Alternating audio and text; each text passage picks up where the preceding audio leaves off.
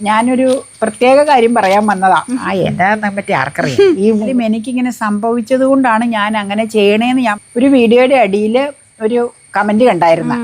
എന്താന്ന് വെച്ചാൽ ദേഹം ഇവിടെ തന്നെ ചുമന്ന നിറോന്ന് ചോദിച്ചു. എനിക്കത് കാണിക്കാൻ ഇഷ്ടമില്ല. ഞാൻ കാശ് കൊടുത്ത് മേടിച്ച സാധനം വൃത്തിയായിട്ട് സൂക്ഷിക്കേണ്ടത് എൻ്റെ ചുമതലയാണ്. ഒരു കാര്യം കണ്ടു കഴിഞ്ഞാൽ നെഗറ്റീവ് ആണെങ്കിലും പോസിറ്റീവ് ആണെങ്കിലും എന്തുകൊണ്ട് അത് ചെയ്യണമെന്നുള്ളത് കാര്യം വ്യക്തമാക്കി തന്നേ ഉള്ളൂ കേട്ടോ. നമ്മുടെ ഉള്ളിലുള്ള കാര്യവും ഈ എഴുതണവരൊന്നും മനസ്സിലാക്കണമല്ലോ. അല്ല, ഹസ്ബൻഡ് പോയി തിരിച്ചു വന്നപ്പോഴത്തേക്കും ഞാനിവിടെ നിന്ന് പ്രാർത്ഥിച്ചുകൊണ്ടിരിക്കും പറഞ്ഞു. ഇപ്പം ഞാൻ കഴിഞ്ഞ് ഹാപ്പിയായി കറണ്ടും വന്നു. അതുകൊണ്ട് സന്തോഷമായിട്ടിരിക്കുക. പൊടിമഴയുണ്ട് ഇപ്പം. പിന്നെ ഞാനൊരു പ്രത്യേക കാര്യം പറയാൻ വന്നതാ. അതും അതിന്റെ കൂടെ പറയട്ടെ. ഞാൻ മൂക്കിന്റെ മുകളിലൊരു പാട് പോലെ അതെടുത്ത് കള. അത് ഷാഡോ പോലെ എന്തോ വന്നത്. എന്താ പറ്റി ആർക്കറിയാം. ഈ 2-3 ദിവസമായിട്ട് ഇച്ചിരിച്ച ഇതൊക്കെ പോയിരിക്കും. അറിയാലോ, കറണ്ടും വെള്ളവും വെട്ടമൊന്നും ഇല്ല ഞാൻ കാരണം.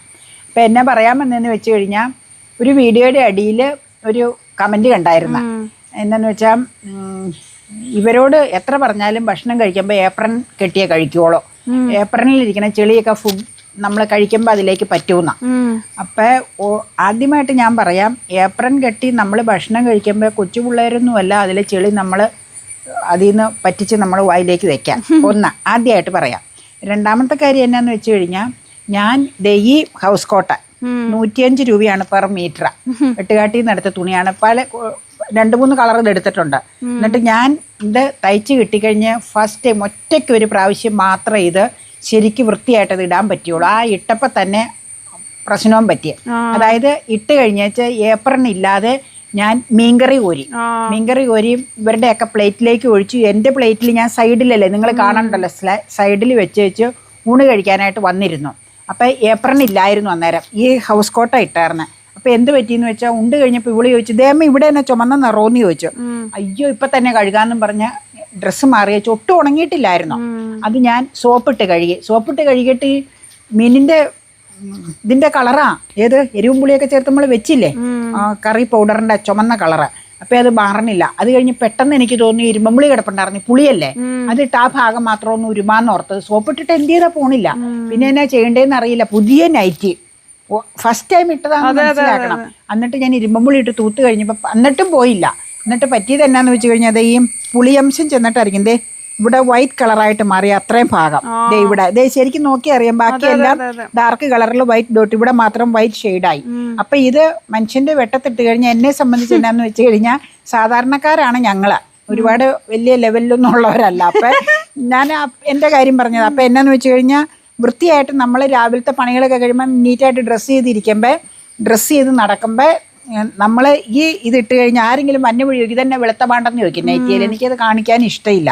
അപ്പം ഞാൻ ഈ കമൻറ്റ് ഇങ്ങനെ കണ്ടതുകൊണ്ട് ഞാനിപ്പോൾ ഇതിന് മറുപടി പറഞ്ഞതാണ്. എനിക്ക് നമ്മൾ കഴിക്കാനായിട്ട് ഞങ്ങൾ ഡൈനിങ് ടേബിളിൽ ഇരിക്കുന്നത് അപൂർവമാണ്. എപ്പോഴും ഫ്രണ്ടിലെ റൂമിൽ എല്ലാവരും കൂടെ വന്നിരുന്ന ഭക്ഷണവും കഴിക്കും വർത്താനവും പറഞ്ഞിരുന്ന കഴിക്കൽ പതിവാണ്. അപ്പം ഈ കറി കോരി എടുത്തപ്പോൾ പറ്റിയതായത് കഴിച്ചപ്പോൾ തന്നെയല്ല, പിന്നെ ഞാൻ കഴിക്കുകയും ചെയ്തു. അത് കഴിഞ്ഞ് എപ്പോഴാണ് സംഭവിച്ചതെന്ന് അറിയില്ല. കഴിച്ചതിന് ശേഷം ഇവള് പറഞ്ഞപ്പോഴാണ് ഞാൻ കാണുന്നത്. അപ്പം ഈ നൈറ്റി അതിന് ശേഷം ഞാൻ വൈകിട്ട് കുളിയൊക്കെ കഴിയുമ്പോൾ എടുത്തിടും. ഇടാതിരിക്കാൻ പറ്റൂല്ലോ.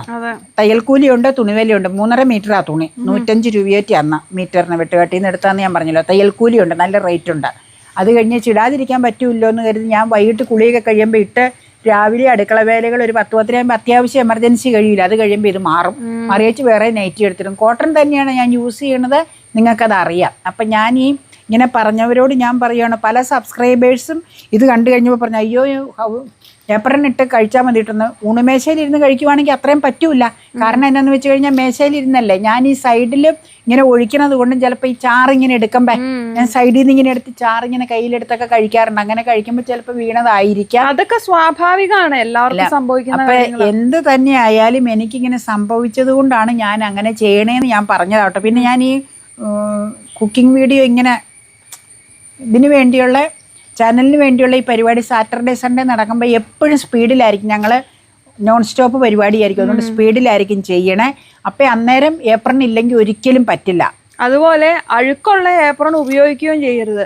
ഒരു 2-3 ഏപ്രൺ ഒന്നെങ്കിൽ സ്റ്റെപ്പിനായിട്ട് നമ്മൾ കീപ്പ് ചെയ്യണം. വേണം. അപ്പൊ അഴുക്കായും തോന്നിയാൽ മാറി വേറെ കെട്ടുക. അപ്പൊ ഏപ്രണിലെ അഴുക്ക് എങ്ങനെയാണ് ഭക്ഷണത്തിലേക്ക് പറ്റണേന്ന് എനിക്ക് മനസ്സിലായില്ല. ഏപ്രിലിലെ അഴുക്ക് ഭക്ഷണത്തിലേക്ക് പറ്റണ എങ്ങനെയാന്ന് വെച്ചാൽ കൊച്ചു പിള്ളേർ കഴിക്കുമ്പോൾ ചിലപ്പോൾ പറ്റൂട്ടോ. ഞാൻ കാശ് കൊടുത്ത് മേടിച്ച സാധനം വൃത്തിയായിട്ട് സൂക്ഷിക്കേണ്ടത് എന്റെ ചുമതലയാണ്.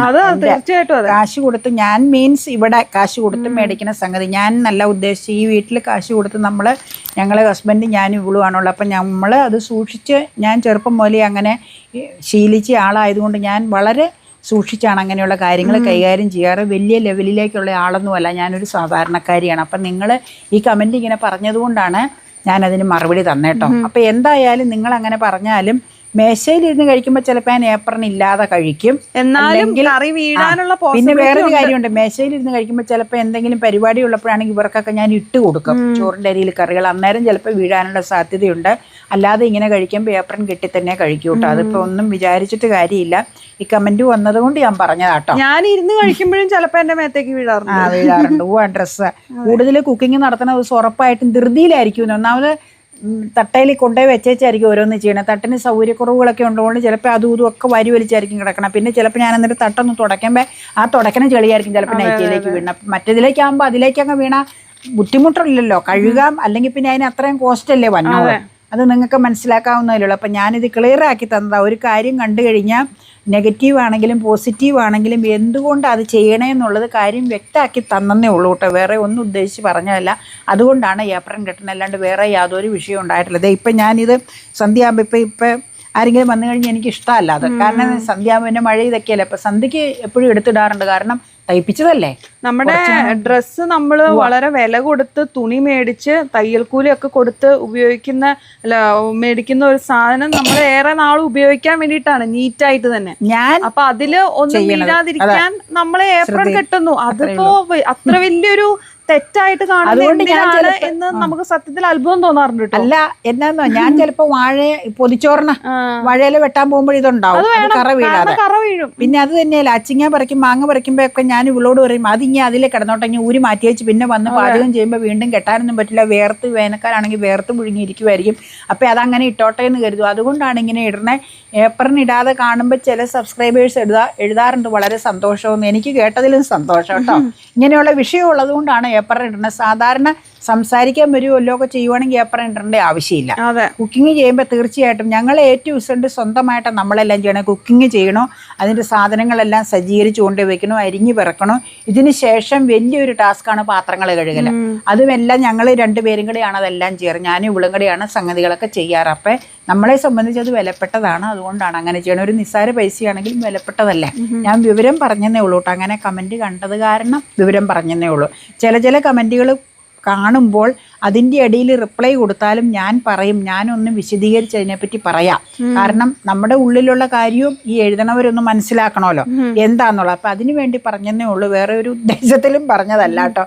എനിവേ സംഗതി ക്ലിയർ ആയല്ലോ. അപ്പോ ഇതിനോട് ഏപ്രൺ കെട്ടി ഡ്രസ്സ് നീറ്റാക്കി വെച്ച് ജോലികൾ ചെയ്യുന്നതിനോട് യോജിക്കുന്നവർ കൈവെക്കുക, കമന്റ് ചെയ്യുക. ഇന്നാളെ ഞാൻ അറിയാതെ കൈവെക്കുക എന്ന് പറഞ്ഞപ്പോൾ നമ്മുടെ സ്ഥിരം സബ്സ്ക്രൈബർ മേരി പുള്ളിക്കാരി പറഞ്ഞായിരുന്നു കൈവെക്കുക എങ്ങനെ അറിയണേ കമന്റ് ഇടണേ. ശരിയാട്ടോ മേരി, ഞാനും അറിയാതെ ചിലപ്പോൾ ഇങ്ങനെ വരും കൈവെക്കുക എന്നൊക്കെ പറയണതാണ്. അപ്പോൾ എല്ലാവർക്കും മഴയൊക്കെ പെയ്ത് തണുത്ത് കാണും, കാറ്റുടിയൊക്കെ വന്ന് നാശങ്ങളൊക്കെ ആർക്കെങ്കിലുമൊക്കെ ഉണ്ടായോ? ഞങ്ങൾക്കൊക്കെ കുറേ നാശങ്ങളുണ്ടായി. വീഡിയോ ഇപ്പോൾ വന്നോന്നറിയില്ല, നാശങ്ങളൊക്കെ ഉണ്ടായി.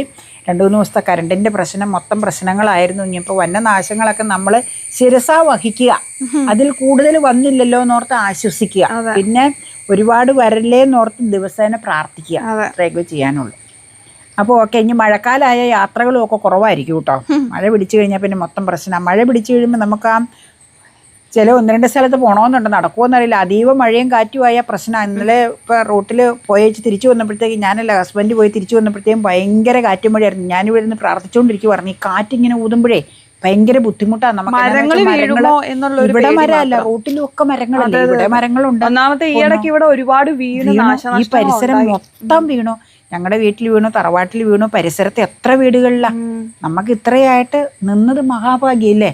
എന്നാലും ബുദ്ധിമുട്ട് ഞങ്ങൾക്ക് ഉണ്ടായി, ഇല്ലെന്ന് പറയാൻ പറ്റൂല്ലോ. അപ്പം രാത്രി മുഴുവൻ ആൾക്കാർ ഇത് കട്ട് ചെയ്യുമായിരുന്നു മരങ്ങൾ. ഞങ്ങളുടെ വീണ മരം കട്ട് ചെയ്യാൻ ഇതുവരെ വന്നിട്ടില്ല. ഇനി എന്ന് അറിയിച്ചിട്ടുണ്ട്, എന്നാ വന്നേന്നറിയില്ല. വരുമ്പോൾ അത് കട്ട് ചെയ്ത് മാറ്റണം, എന്നിട്ട് അവിടെ ബാക്കി റിപ്പയർ ചെയ്തെടുക്കണം.